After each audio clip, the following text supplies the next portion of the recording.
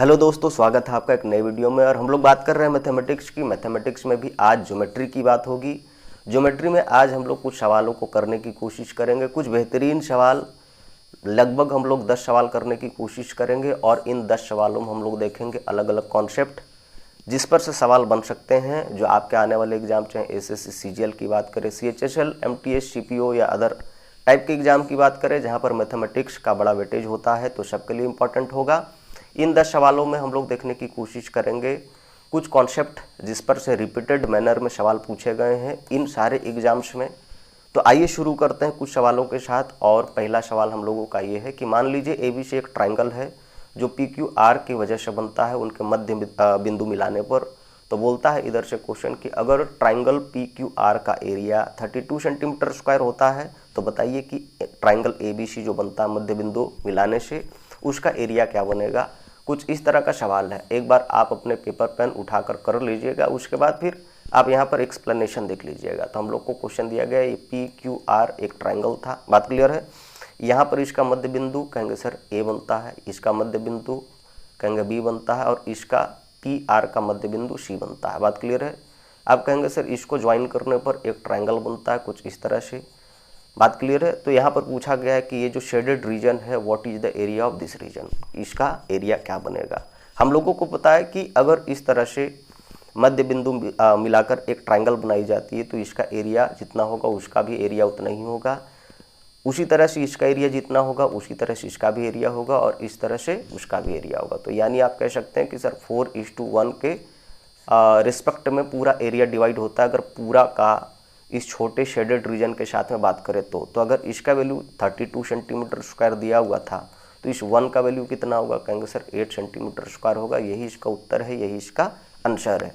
जिनको समझ में नहीं आई कि आखिर ये 1 है तो ये 1 क्यों होगा, तो मैं बता दूं कि अगर आप मिड पॉइंट्स को मिलाते हैं तो क्या बनता है, कहेंगे सर मिड पॉइंट्स को मिलाते हैं, जैसे आपने इन दोनों मिड पॉइंट्स को मिला दिया और इसके साथ में, तो कहेंगे सर ये जो बना हुआ ना ये पूरा, ये देख लो, ठीक है, ये आपका बनेगा एक पैरेललोग्राम। और पैरेललोग्राम का ये डायगोनल है, तो जितना एरिया इधर बनेगा उतना ही एरिया इधर भी बनेगा। उसी तरह से सेम आप देखेंगे अगर आप इस एरिया को देख लें, बात क्लियर है, तो ये भी एक पैरेललोग्राम बनेगा और ये इसका डायगोनल है, तो जितना एरिया इधर बनेगा उतना ही एरिया इधर बनेगा। तो कहने का मतलब ये होता है कि अगर ये टोटल एरिया को 4 मान लें तो अंदर का एरिया 1 होना चाहिए। तो उस हिसाब से अगर 4 का वैल्यू 32 सेंटीमीटर स्क्वायर है तो इस 1 का वैल्यू कितना होगा, कहेंगे सर 8 सेंटीमीटर स्क्वायर होगा।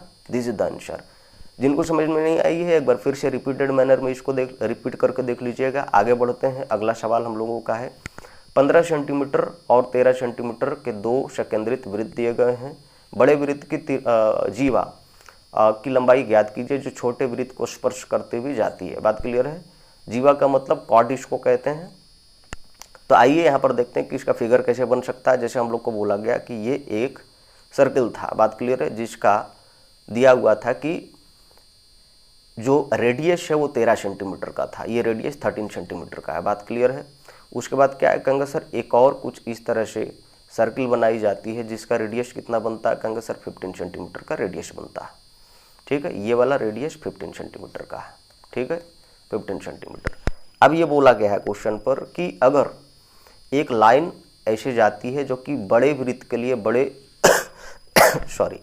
बड़े सर्किल के लिए क्या है, कहेंगे सर एक कॉर्ड का काम करती है इस तरह से, और छोटे सर्किल को क्या करती है, कहेंगे टच करती है।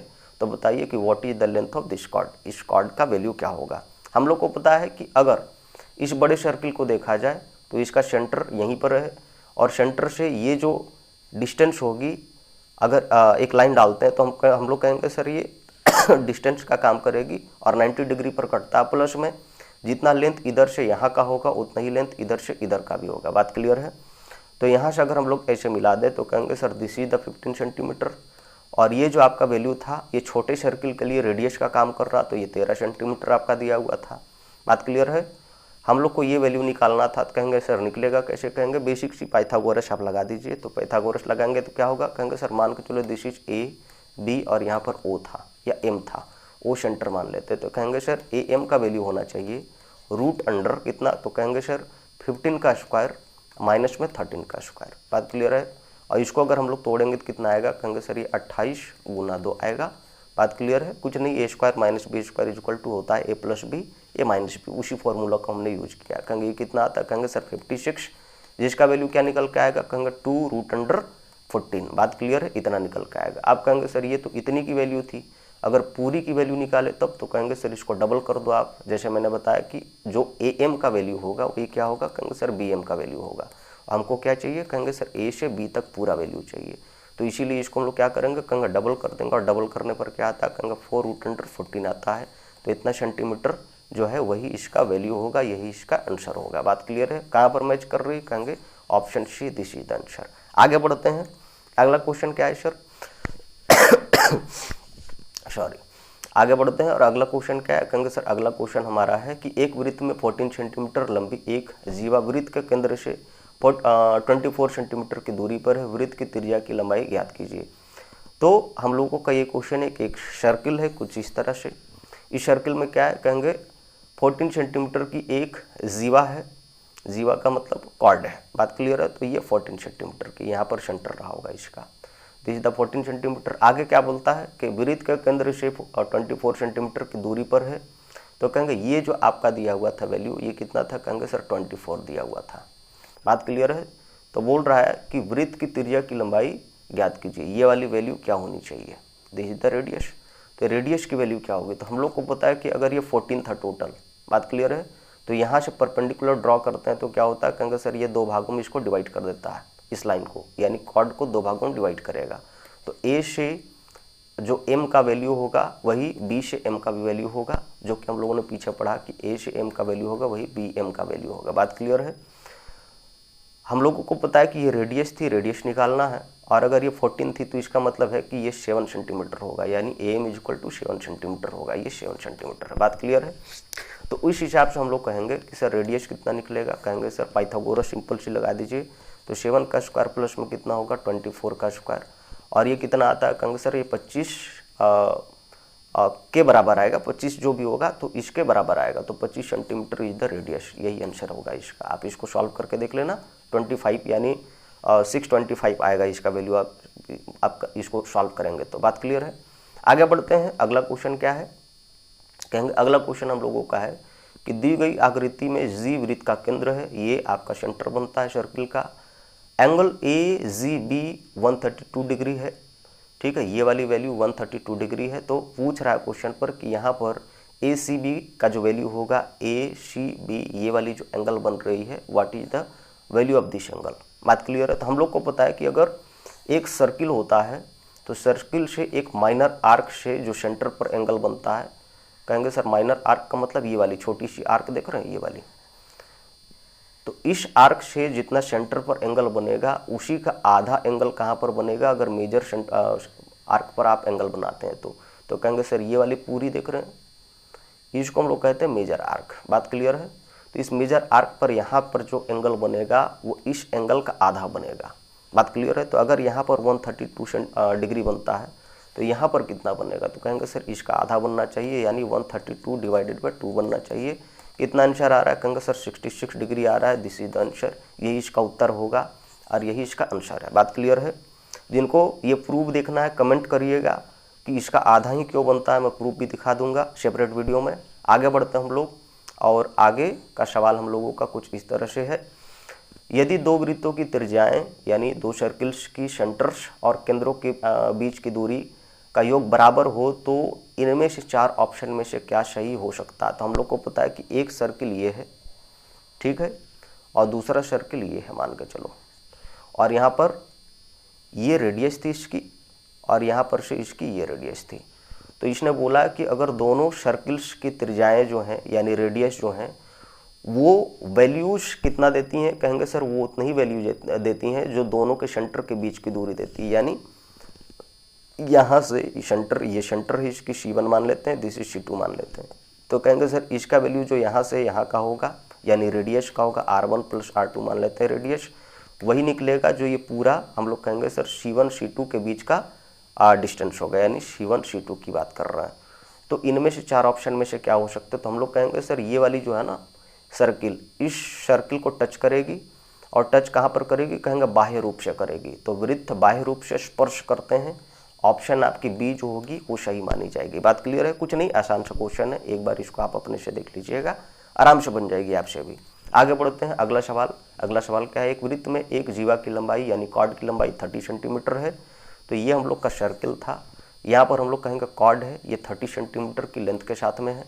आगे इसने बोला वृत्त का केंद्र से जीवा की लंबवत दूरी 8 सेंटीमीटर की आती है, तो कहेंगे दिस लेंथ इज 8 सेंटीमीटर। हम लोग को पता है कि अगर यहाँ से यहाँ पर परपेंडिकुलर ड्रॉ किया जाता है जो कि एक लेंथ का काम करता है, परपेंडिकुलर हाइट का काम करता है, तो कहेंगे ये वाली जो वैल्यू होगी वो 15-15 दो भागों में बटेगी, क्योंकि टोटल वैल्यू 30 थी।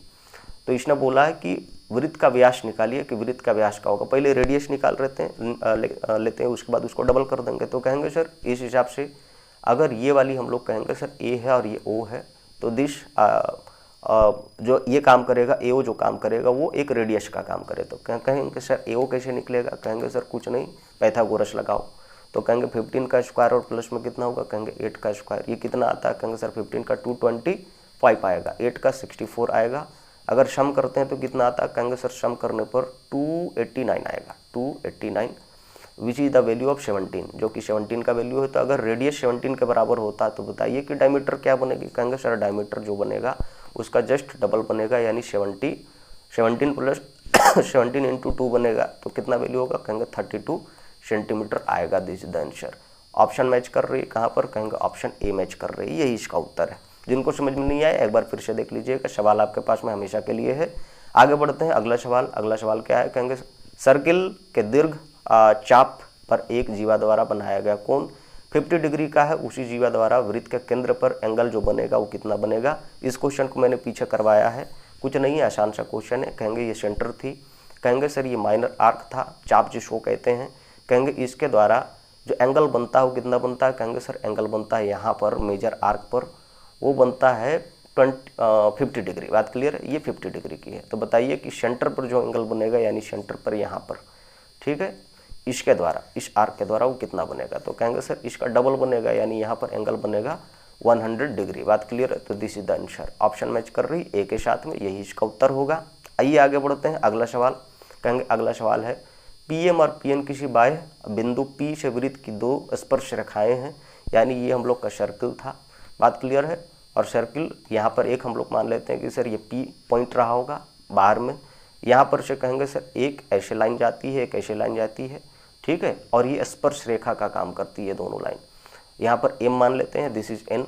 उसके बाद क्या हुआ, कहेंगे सर आगे इसने बोला है कि अगर P M is equal to ये वाला वैल्यू, कहेंगे सर अगर P M is equal to कितना है, कहेंगे सर वाई स्क्वायर -9 का वैल्यू के बराबर है। और अगर इसने बोला है कि पी से एन का वैल्यू जो होगा वो 55 है, तो बताइए कि y का वैल्यू क्या होना चाहिए। बात क्लियर है, what is the value of y। तो हम लोगों को पता है कि सर ये लाइन और ये लाइन बराबर होती है अगर एक बाहरी बिंदु से स्पर्श रेखा खींची जाती है, दो स्पर्श रेखाएं खींची जाती हैं एक ही सर्किल पर। तो हम लोग कहेंगे sir this line is equal to this line, यानी P M is equal to कितना होगा, कहेंगे पी एन का बराबर होगा। तो इसका वैल्यू अगर 55 दिया हुआ था, बात क्लियर है, तो इसका मतलब है कि पी एम का वैल्यू भी 55 होना चाहिए। बात क्लियर है। प्लस में कहेंगे सर यहाँ से अगर हम लोग एक रेडियस खींचे तो ये परपेंडिकुलर होता है। बात क्लियर है, ये रेडियस खींचे तो परपेंडिकुलर होता है अपने स्पर्श रेखा पर। बात क्लियर है, तो ये स्पर्श रेखा थी तो इस पर ये परपेंडिकुलर खिंचाएगा। बात क्लियर है, कुछ नया चीज़ नहीं है, आसान सी चीज़ है। अब हम लोग बात करते हैं आगे की तरफ। तो कहेंगे सर ये पी एम का वैल्यू कितना है, कहेंगे इसका मतलब है कि ये 55 वैल्यू दिया हुआ था। तो कहेंगे सर इस हिसाब से इसका वैल्यू निकल के आएगा 55 इज इक्वल टू कितना, वाई का स्क्वायर -9। ये इधर चला जाएगा तो 64 is equal to Y square, और वाई स्क्वायर का वैल्यू कितना आ जाएगा, कहेंगे सर +-8 यानी वाई इक्वल टू कितना होगा, +-8। बात क्लियर, इसको आप मिटा दीजिए यहाँ पर। तो कहेंगे +-8 किसके साथ मैच कर रही है, कहेंगे सर 8 के साथ मैच कर रही है, तो दिस इज द आंसर, यही इसका उत्तर होगा। आइए आगे बढ़ते हैं अगला क्वेश्चन। अगला क्वेश्चन क्या है, कहेंगे सर अगला क्वेश्चन है किसी वृत्त की जीवा ए बी की लंबाई वृत्त की त्रिज्या के बराबर होती है, वृत्त के केंद्र पर जीवा द्वारा बनाया गया कोण क्या होगा। कुछ नहीं, क्वेश्चन एक बार फिर से रिपीट कर देते हैं हम लोग। कहेंगे किसी वृत्त की जीवा ए बी है कि उस ए बी की लंबाई वृत्त की त्रिज्या के बराबर होती है। तो हम लोग कुछ इस तरह से बात करते हैं। एक सर्किल थी, कहेंगे सर ए बी जो है एक कॉर्ड है जिसकी लंबाई कितना के बराबर है, कहेंगे वृत्त की त्रिज्या के बराबर है। तो कहेंगे मान के चलो ये रेडियस थी r, और यहाँ से ए बी एक कॉर्ड थी खींची हुई। बात क्लियर है। तो कहेंगे सर इस ए बी का वैल्यू इस आर के बराबर है, रेडियस के बराबर। तो कहेंगे सर ये भी तो रेडियस आर है। तो कहेंगे सर ये रेडियस आर जो होगा वो ए बी के बराबर होगा, ये दोनों रेडियस इसके बराबर। तो यानी ये एक हम लोग कहते हैं कि सर इक्विलैटरल ट्रायंगल बन रहा है, तीनों साइड बराबर हो गई। तो तीनों साइड बराबर हो गई तो ये एंगल जितना होगा उतना ये होगा और उतना ये होगा, यानी 60 डिग्री का एंगल बनेगा। तो दिस इज द आंसर, यही आंसर इसका होगा कि वृत्त के केंद्र पर कितना एंगल बनेगा। तो कहेंगे 60 डिग्री का एंगल बनेगा। ऑप्शन बी जो है राइट आंसर है। बात क्लियर है। आगे बढ़ते हैं, अगला क्वेश्चन और लास्ट क्वेश्चन हम लोगों का क्या है। कहेंगे वृत्त की त्रिज्या 10 सेंटीमीटर है, इस वृत्त की परिधि पर 20 सेंटीमीटर लंबी जीवा द्वारा बनाया गया कोण क्या होगा। तो कहेंगे सर ये सर्किल थी हमारी, बात क्लियर है, ये पॉइंट है इसका सेंटर का। इसने बोला कि वृत्त की त्रिज्या 10 सेंटीमीटर की थी, रेडियस 10 सेंटीमीटर की थी। तो this is the radius 10 centimetre का। इसने बोला कि वृत्त की परिधि पर 20 सेंटीमीटर जीवा खींचेंगे, तो इसका मतलब 10 ये और 10 ये होनी चाहिए, यानी कि ये डायमीटर का काम कर रहा है। एक्चुअली में इसने बोला ना कि 20 सेंटीमीटर जीवा, तो 20 सेंटीमीटर जीवा ही डायमीटर का काम करेगा, क्योंकि रेडियस 10 है। बात क्लियर है। अगर रेडियस 10 था तो डायमीटर को आप कितना कहेंगे, कहेंगे 20 सेंटीमीटर। तो यही वाला जो मैं बात कर रहा था अभी। अब इसने बोला कि अगर इसके वजह से एक एंगल बनता है, फॉर्म होता है कहाँ पर, कहेंगे सरकमफेरेंस पर, इस गोल वाला पर। तो कहेंगे सर एंगल कितना बना होगा। तो कहेंगे सर आप चाहे एंगल यहाँ पर बनाओ, ये एंगल, चाहे आप यहाँ पर एंगल बनाओ, चाहे आप यहाँ पर एंगल बनाओ, सारे एंगल कितने बनेंगे। कहेंगे सर सारे एंगल बनेंगे आपके 90 डिग्री। बात क्लियर है। तो इसीलिए इसका उत्तर बनेगा 90 डिग्री। अगर आपने थ्योरी पढ़ा होगा तो वहीं से आंसर निकल के आ जाती है। तो इसका उत्तर जो होगा 90 डिग्री होगा। बात क्लियर है। अगर जिनको समझ में नहीं आई है एक बार कमेंट करिएगा, मैं सेपरेट वीडियो में ये क्यों होता है इसको भी दिखाने की कोशिश करूँगा। तो आज कर रही है 10 सवाल, काफ़ी अच्छे सवाल थे, शानदार सवाल थे। इस तरह के सवाल आपके एसएससी सीजीएल में पूछे जाते हैं, सीपीओ, इस तरह के जितने भी पेपर हैं वहाँ पर इस तरह के छोटे छोटे सवाल पूछे जाते हैं। और हम लोगों के कॉन्सेप्ट क्लियर नहीं होने की वजह से प्रॉब्लम्स आती रहती है। तो जिनको समझ में आई है कमेंट करिएगा, अच्छा लगा होगा क्वेश्चन देखकर। फिर से मिलेंगे एक नई वीडियो में, तब तक के लिए नमस्कार।